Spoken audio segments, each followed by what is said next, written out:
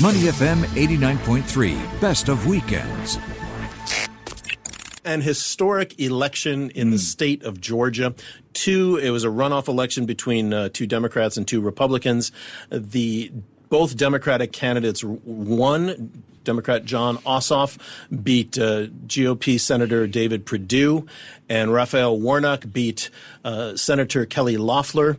This will now mean that the U.S. Senate is split 50-50, which means that the presiding person, which will be the vice president, Kamala Harris, will have the deciding vote. A landmark moment. Let's bring in our good friend Andreas Preuss, radio host of WRAS 88.5 Atlanta, Georgia, to take us through that historic election in Georgia. Good morning, Andreas. Good morning to you and Neil, the people of Singapore, and those listeners around the world. Before your first question, here's a brain teaser for you. Okay. Do any of you know who Fred Capps was? The name is vaguely familiar, but no. Fred Capps came after the Beatles on Ed Sullivan. Oh, that's right. And you can imagine, here you got me, right, this intellectual Nobel Prize winner. And let's face it, Glenn, as you know, the reason we got into journalism is we didn't have much intellectual capacity to begin with. So here I am, the magician who came after the Beatles. Andreas, not everyone can do a segue like that, like you just did, so you get kudos for that. You've got the anecdote of the day sewn up already, so that's just superb. Fred Capps. I knew that somewhere, Glenn. Fred Capps. Andreas, what's your hat say? Is that for the radio station? It's for the radio. Album 88, that's the radio station. Nice, correct? Nice. Okay. We got to talk about that one of these days. But first, let's talk about the election in Georgia, because that was huge. It was razor thin, was it not? It was. Historic election. I know Neil last week asked me, what do I predict? I didn't predict that the Democrats would sweep. I thought at least one. I didn't say this on because, like I told you, Glenn, we're not in the business of prediction. But I would have thought at least David Perdue would have won. Because he was running against a fairly newcomer, young person, already lost an election. But that both of them were out was stunning. And I think that also kind of set the whole week up for, the chaos, the chaos on Capitol Hill as well. So, yeah, it was razor thin. Ossoff, Perdue, there was a 45,000 vote difference. And then Warnock-Loeffler was 80,000. So 2 percentage points in the Warnock-Loeffler. Now, Warnock will become, or when he's sworn in, the first black senator from Georgia. Pretty historic moment there. You had John Lewis, congressman from Georgia, who recently passed. Mm-hmm. Jon Ossoff, used John Lewis as kind of his mentor, at least in his ads. And Jon Ossoff becoming the first Jewish senator from Georgia in the U.S. Senate. So those are two historic moments for the state. And what do you put that down to? The changing demographic around Atlanta, more African-American middle-class suburbs, or the mobilization on the ground, or President Trump's involvement, or all of the above, or none of the above? What, you're there. Save something for him to talk about, Neil. Come on. I know. All of the above. D. The answer is D. I think it's all of the above, but also we have to remember the pandemic and the mail-in votes.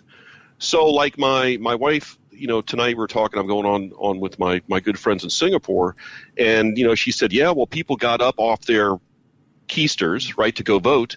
And I said, really? They just got off their keisters to go to the mailbox to put something to send to the U.S. Postal Service. So you had a massive amount of mail-in ballots, as we discussed last week, right? And you had a lot of early voting. And I think that traditionally, especially in runoffs, I mentioned this last week, Republicans always show up to vote.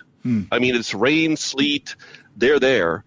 This time, those mail-in ballots, the early voting certainly contributed to the victories, even though they were razor thin. So all of that, plus the Trump situation, plus, yes, you have changing demographics in Georgia, especially in Fulton County and the surrounding 23 counties in the metropolitan area. Yeah, Andreas, when we look at that map, it was Metro Atlanta, it was Columbus, Georgia, down in the southwest, and it was it looked like toward the east. There was a like couple Augusta, and that's some small areas where they play the Masters and all that. But those were blue, meaning Democrat, but most of the rest of the state was pretty solid red, was it not? If not a little bit pink. Yeah, and then, we mentioned a lot of these counties, I think there's 125 counties in Georgia. They're not meant, there's not people there. These are rural or semi-populated. There's a lot of farmland, so they're all Republican, but there's just not a lot of numbers there that can turn an election or hold on to election. Like Neil mentioned, this is the first time since '92 that Georgia has turned blue.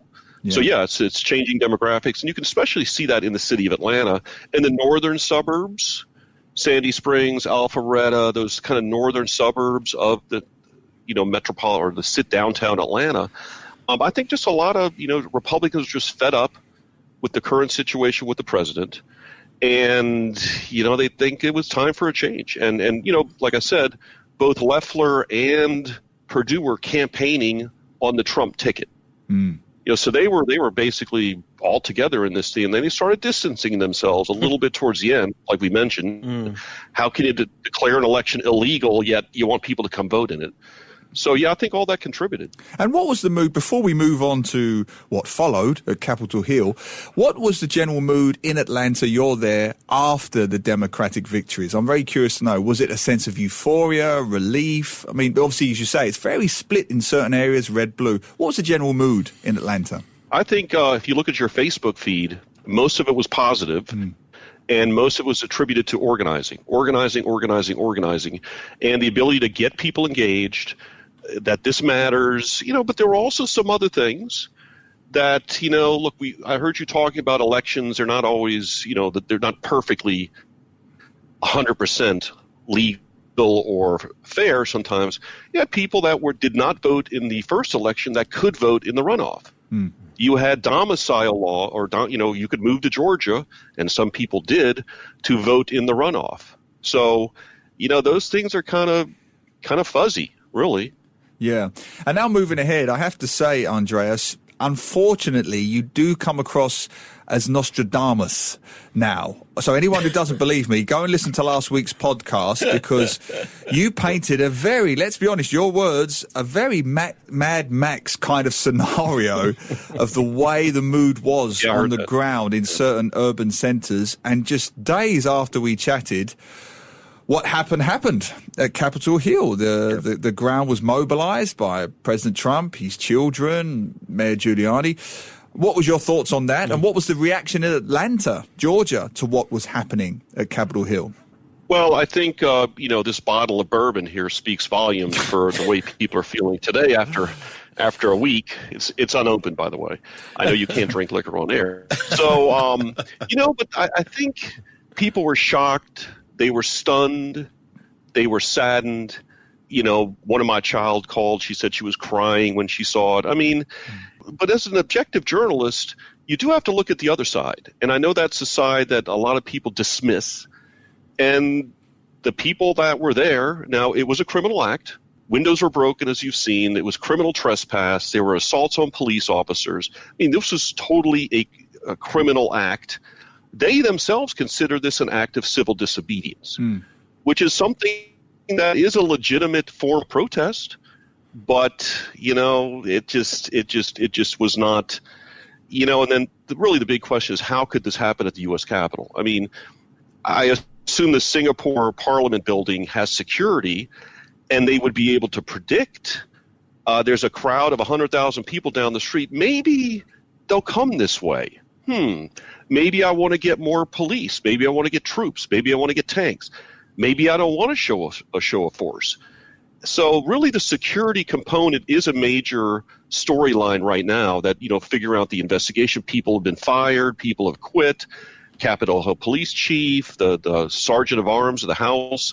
These people have resigned because it was a security lapse. Yeah. I mean, that is very simple to understand, but the reaction in Atlanta, I mean, it was just people were just watching and stunned. It was, I wouldn't say it's like watching 9/11. That was a terrorist attack, and it was very visual. This was a visual event, too. I mean, just the whole takeover of the Capitol by these folks. And if you looked at the crowd, there were families there. There were women. There were children. There were all colors. And this wasn't just everybody was in a mob mentality, but certain bad actors. We've heard that before, especially with the protests in Portland or Seattle, where they did smash windows of federal building in Seattle, or, break, hit on the doors of the Supreme Court. That was something that happened during the one of the recent Supreme Court nominee hearings. Civil disobedience versus terrorism. These are kind of, these are polar opposites, really. This is where I may get one man's freedom fighter is another man's terrorist. Yeah, correct. Exactly. This is where I was going to where I may get accused of false equivalence. But you raise an interesting point there. Lots of anger online of images of the police opening up the fences to let the protesters through, and selfies being taken with police officers. Now there's news coming out that police officers, some of the people in the protesters were off-duty police officers, military personnel who flashed their badges.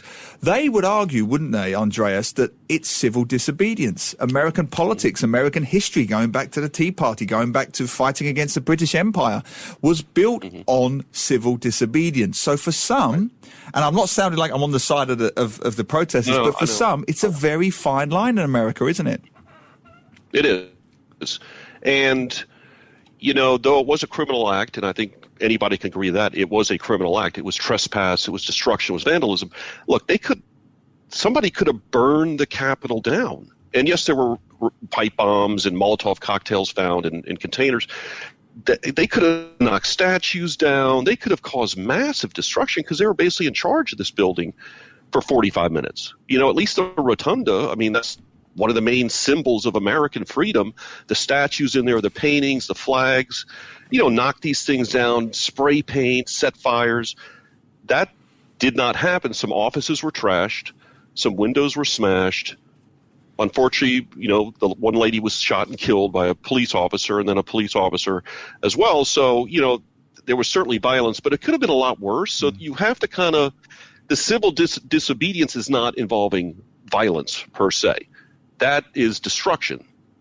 So, yeah, it is a fine line. It is a fine line. Yeah. Andreas, what is the feeling now? Of course, as Neil pointed out, as you've pointed out, many people are still very much on the side of these people had a right to be there. They had a right to protest the only way they felt they could and be heard about what they believed the outcome of the election was. But as we're now looking forward, we've seen people losing their jobs already. There have been some state representatives who were there for the protest that are under fire. Many arrests already, and of course, notwithstanding the discussion about possible 25th Amendment or impeachment proceedings against the president.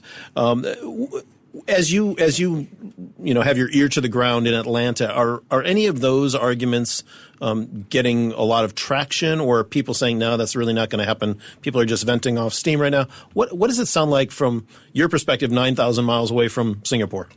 Well, the AJC, the Atlanta Journal-Constitution, which is Atlanta's big paper, on their front page, AJC exclusive, Georgia attorney among those who broke into U.S. Capitol. So you are seeing, look, these people were not secretive. Plans were made. It was very well dispersed on social media. The intelligence was there, meaning the intelligence of the police to find out possibly what was going to happen. Thousands of pictures were taken. Hundreds of videos were taken. These have all been posted in a very prideful manner. I was there. I survived. Look what I did. You've got, like I said, this attorney here. You've got some politicians that were there. You've got, but you've got the people, like I said, that were inside that were doing a criminal act. And then you had people outside that were just attending the rally because they're Trump supporters. And you are seeing, it's something in the United States we call cancel culture. Have you heard? Yeah, of course, yeah. Yes, I don't know if that happens in Singapore. If you just disagree with the majority, you're canceled. You're fired. You don't exist. And I am hearing stories about how a person that was just in the crowd is now being pressured to be fired or resign the position. Now, I'm not even talking about a high-level position. It could be a teacher, a high school teacher who just believes in, the values of Trump, and his picture was shown on the front page of the paper. That person would be pressured, I think, by the cancel culture to do that. Whether that's right or wrong, I mean, arguably that plays into the hands of the protesters, because they could equally say, well, you didn't do that at Black Lives Matter. You didn't arrest hundreds of thousands of Black Lives Matter protesters, and on it goes and goes and goes. So moving forward, again, crystal ball time, do you see many prosecutions? I mean, Rudy Giuliani, Don Jr. was actually heard, recorded, saying, this is a call to combat, this is a call to let's go. It would be arguably relatively easy for a lawyer to prove that that was an incitement to riot. Do you see criminal cases after January the 20th? You know, I would think in our culture, cancel culture or Democratic-controlled government now, because it's the judiciary, the legislature, and the executive, that I think, you know, they want to proceed with these things. You know, there's also a kind of interesting thing, and this harkens back to the reconciliation hearings in South Africa, where did you work for Trump? You were a Trump supporter. You gave money to Trump. You know, is that something that could happen? I think it could. It seems like a possibility that there will be a call of reckoning. You know, that you supported this 4 years in office, therefore are you apologetic? But really that just once again feeds into the dissent and feeds into the two sides and fomenting of the two sides. And then what's the media going to do when Trump is out of office? You know, we're not going to cover him? Right. Please. Right. Please. Well, right? We certainly won't be hearing from him on Twitter, right? Now that he's been banned from Twitter and Facebook and other social media networks. And he will not be at the inauguration. And he won't be at the inauguration. Yeah. Andreas, we do have to leave it there. We're bumping up against the top of the hour. As you know, it's time for news, weather, and sport when we get to that time. But we do want to thank you for being with us again, as always. Looking forward to catching up with you again soon as we get more developments out of the U.S. And in the meantime, thanks for thanks for all that. Thank you very guys. much. Have a great weekend. We have to let you go. We have Fred Capps coming up after the news. Neil's just joking. Anyway, thanks, Andreas. Have a good weekend. All right.